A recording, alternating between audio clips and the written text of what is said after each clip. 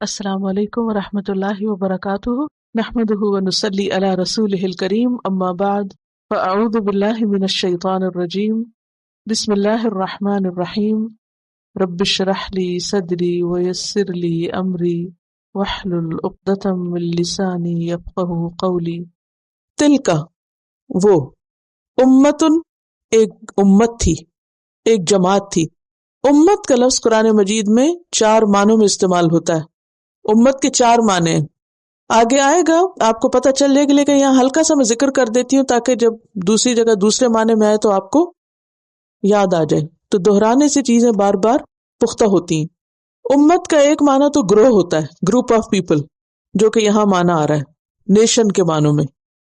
دوسرا معنی ہوتا ہے امام، ابراہیم علیہ السلام کے لیے لفظ امت آیا ہے، تو امت اور امام کا ایک ہی روٹ ہے، امت بمعنی امام۔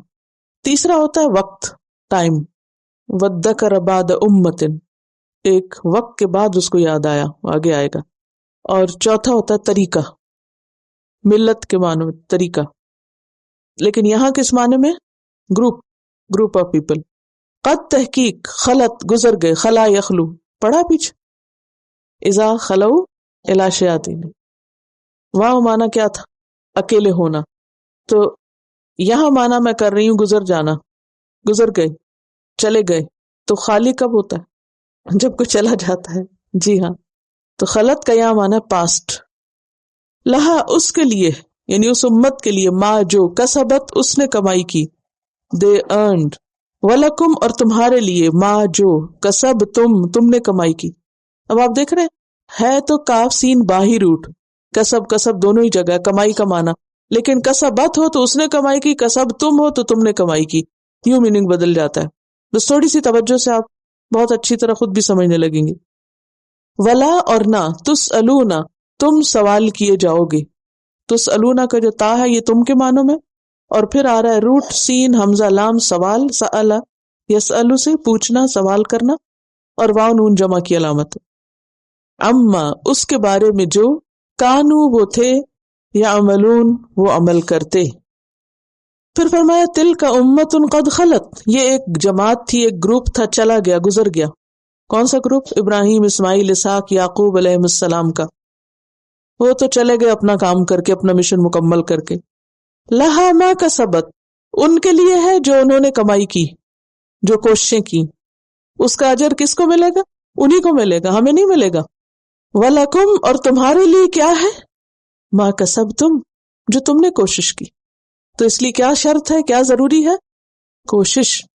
ولا تسألون اور تم نہ پوچھے جاؤ گے، اما کانوا یعملون ان چیزوں کے بارے میں جو وہ کرتے تھے، ان کے اعمال کا حساب تم سے نہیں لیا جائے گا۔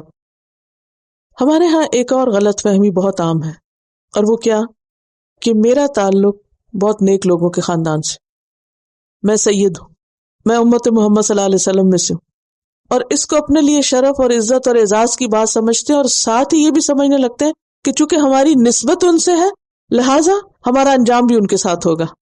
سوچتے نا لوگ ایسے، چونکہ ہم فلاں کی اولاد میں سے، فلاں کی امت میں سے، لہٰذا ہم ادھر سے ہی اٹھائے جائیں گے۔ یہاں کیا بتایا گیا؟ تلک امت قد خلت لہا ما کسبت ولکم ما کسبتم، وہ امت چلی گئی اپنے کام کر کے، ان کو وہ ملے گا جو انہوں نے کوشش کی، اور تمہیں کیا ملے گا؟ جو انہوں نے کوشش کی۔ تم نے کوشش کی تو صرف کسی کی اولاد میں ہونے سے بات نہیں بنے گی۔ اگر ہم عمل نہیں کریں گے تو کسی کا عمل ہمارے عمل کی کمی کو نہیں پورا کر سکتا۔ دنیا میں تو یہ ہوتا ہے نا کہ اگر بچوں کے پاس کوئی چیز نہیں اور آپ نے بہت کچھ کمایا ہو تو آپ کیا کرتے ہیں؟ اچھا نہیں تو یہ بھی لے لو، یہ بھی لے لو، یہ بھی لے لو، تاکہ تمہیں کسی چیز کی کمی نہ آئے۔ کرتے ہیں نا دنیا میں، اپنا بھی اٹھا کے حصہ دے دیتے، اچھا تم لے لو، تم خوش رہو۔ لیکن آخرت کے معاملے میں یہ نہیں ہو سکتا کہ اگر بچوں نے نماز نہیں پڑھی تو ہم کہیں اچھا میری نمازیں تم لے لو، یہ نہیں ہوگا۔ اول تو کوئی کرے گی نہیں ماں، اور اگر کرنا بھی چاہے تو ہو نہیں سکتا، قبول ہی نہیں کیا جائے گا۔ لا تزر وازرۃ وزر اخرى، کوئی کسی کا بوجھ نہیں اٹھائے گا۔ دنیا میں تو ہوتا ہے نا، بچوں کے امتحان ہوتا ہے، ان کے اوپر بہت بوجھ ہوتا ہے، مائیں منہ میں نوالے ڈال رہی ہوتی ہیں، اچھا یہ کھا لو، وہ کر لو، وہ کر لو۔ آخرت میں کوئی کسی کو نہ کچھ دے گا اور نہ ہی کوئی بوجھ بانٹے گا، نہ کوئی کسی کے کام آئے گا۔ تو یہ صرف ایک ڈسپشن ہے کہ اگر کوئی یہ سمجھے کہ مجھے کسی کی نیکی فائدہ دے گی، کسی کی نہیں دے گی، حدیث میں آتا ہے، صحیح حدیث ہے بخاری کی، کہ جب انسان مرتا ہے تو 3 چیزیں اس کے ساتھ جاتی ہیں، اس کے گھر والے، اس کا مال اور اس کا عمل. 2 واپس آ جاتی ہیں، ایک وہیں رہ جاتی. مال اور اہل واپس، اور عمل ہی. یعنی مثلا آپ کی بہت اچھی گاڑی ہے اور آپ کی گاڑی پہ آپ کے سارے رشتہ دار بیٹھ کر قبرستان تک گئے، تو گاڑی وہاں نہیں چھوڑ کے آئیں گے، گاڑی لے آئیں گے واپس، اور خود بھی سارے واپس آ جائیں گے. وہاں کون ساتھ رہے گا؟ عمل. وَلَكُمْ مَا كَسَبْتُمْ. تو اصل چیز کیا ہے؟ کوشش، محنت. ہمیں کوشش کرنا ہے، اٹموسٹ اسٹرگل کرنا ہے. صرف تمنا اور خواہش کرنے سے کچھ نہیں ہوتا. بعض اوقات ہم یہ بھی سوچتے ہیں کہ اچھا ہمارے بچے ہمارے لیے صدقہ جاریہ بن جائیں گے. وہ اس وقت بنیں گے جب آپ نے اس کے لیے کوئی کوشش کی، اور اگر وہ خود سے خود ہی بےچارے کہیں لڑک پڑک کے کچھ بن گئے تو وہ پھر خود ہی اپنے حصے میں رکھیں گے، آپ کے لیے کچھ نہیں. کیونکہ اصل چیز کیا، وَلَيْسَ لِلْإِنسَانِ إِلَّا مَا سَعَىٰ. انسان کو وہی ملتا ہے جس کی وہ کوشش کرتا ہے. اگر بچوں کی اچھی تعلیم و تربیت میں آپ نے کوشش کی تو پھر انہوں نے جو کیا وہ آپ کے لیے ثواب ہوگا.